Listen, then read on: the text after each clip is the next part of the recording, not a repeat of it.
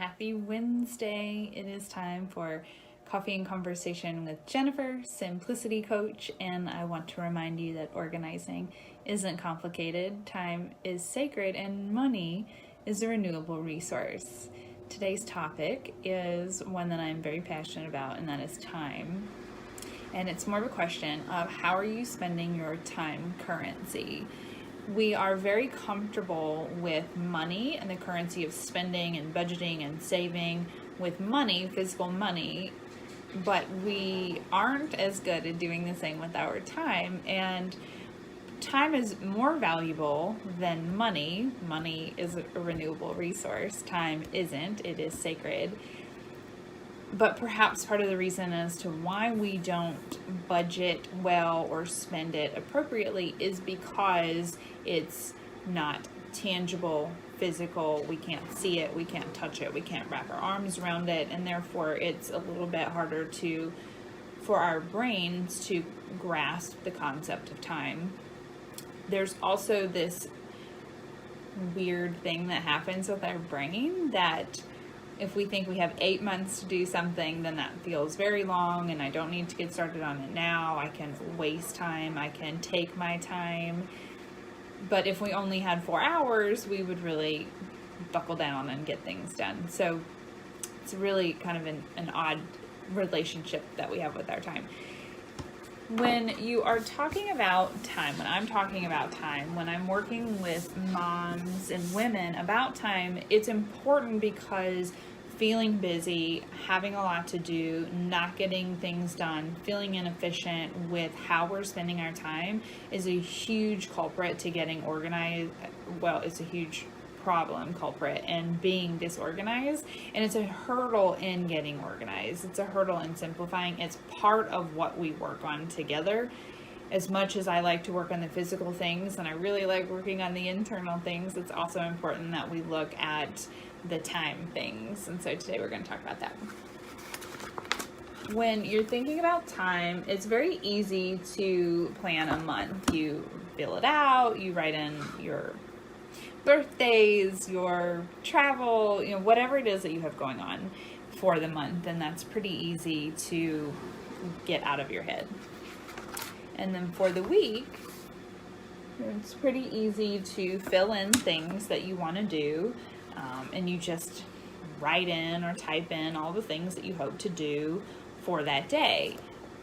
But the rub comes with the day of spending time appropriately on certain tasks. So let's take tomorrow, for example. These are work tasks. So we're going to walk through these. Tomorrow, if I start working at 9 and I want to end work at 5 and I want to take roughly an hour break total throughout the day, maybe not just for lunch, but breaking that up, then that will be a certain amount of time. Actually, I'm going to make this visible.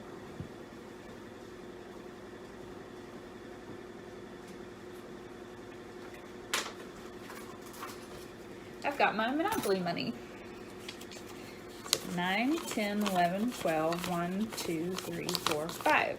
Okay, so that's how much time I have tomorrow. I'm going to take an hour out because I said that's when I'm going to take breaks, take a snack break, take a lunch break. So I have 1, 2, 3, 4, 5, 6, 7, 8. I have 8 blocks of 1 hour, or 8 1-hour time blocks. So within that, I know I have a call with a client at 2, and it normally is at least an hour. Whoops, I'm going to take this out. I lost one. It usually goes over, so it's more like an hour and a half, so I'm going to put this aside.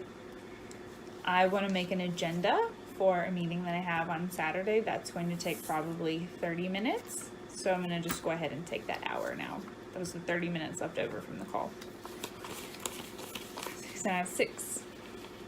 I want to work on my newsletter and add a couple of graphics and a couple of links and just make sure that it's all neat and tidy for next week. So that's probably going to take an hour. I want to I'm creating a new newsletter. I'm really excited about that. I need to create some graphics, and then I need to upload those into a template on MailChimp. And I think that's probably going to take me 2 hours, but I'm not sure. But I'm going to come back to this. And I also typed it in over here. I'm going to send an email to some past clients, so that's probably going to take an hour to put together. I have to do some graphics for it. I need to write it. And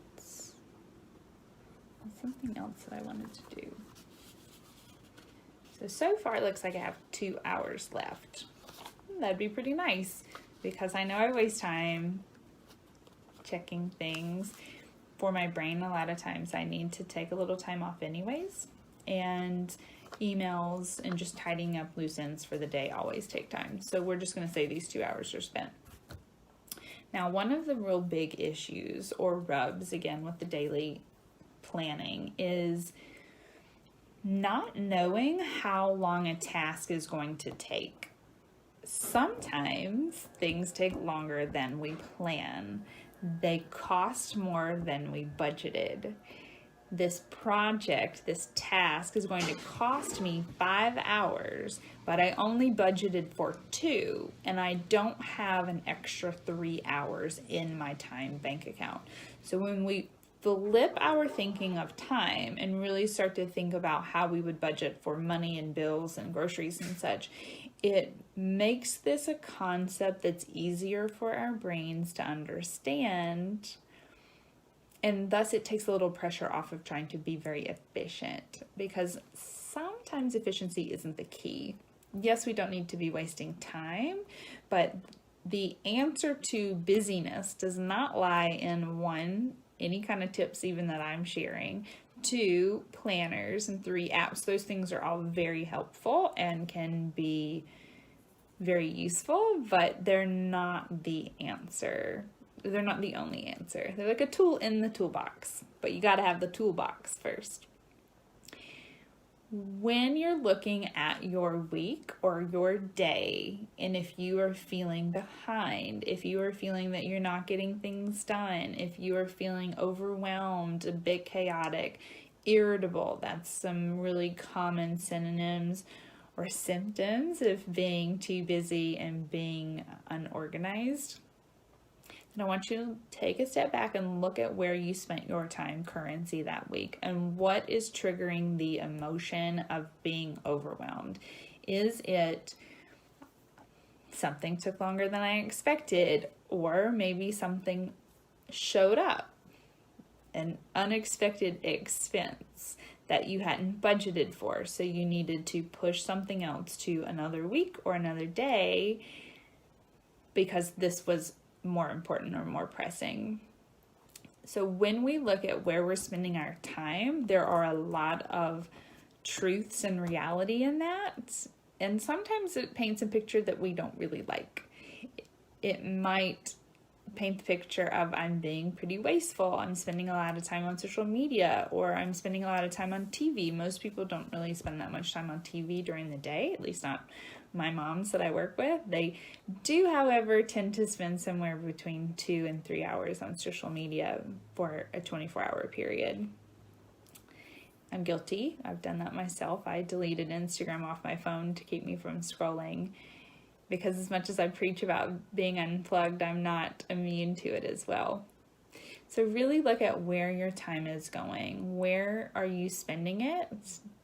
Do you feel that you're over budgeting, as in you're planning to get a lot done, but realistically you just don't have that much time? Because when we're talking about buying things, a really great question that I always encourage you to ask is, do I have space for this? If I'm going to buy a new bureau, do I have space in my house for this bureau? And if I don't, what am I getting rid of to make space for it? It's the same with time. Do I have time in my day to do this? Not just I really need to get this done, or I really hope that I get this done, but do I really, in true reality, have the time?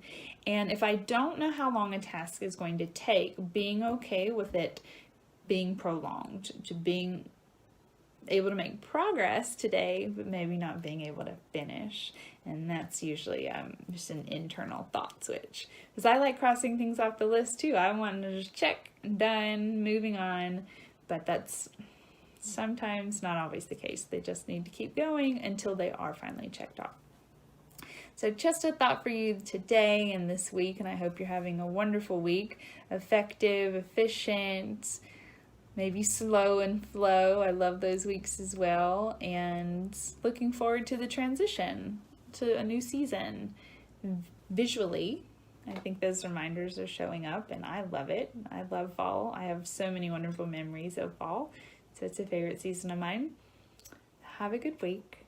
Catch me back next week on the Facebook page at 3 p.m. for Coffee and Conversation with Jennifer. So have a great week. Bye, guys.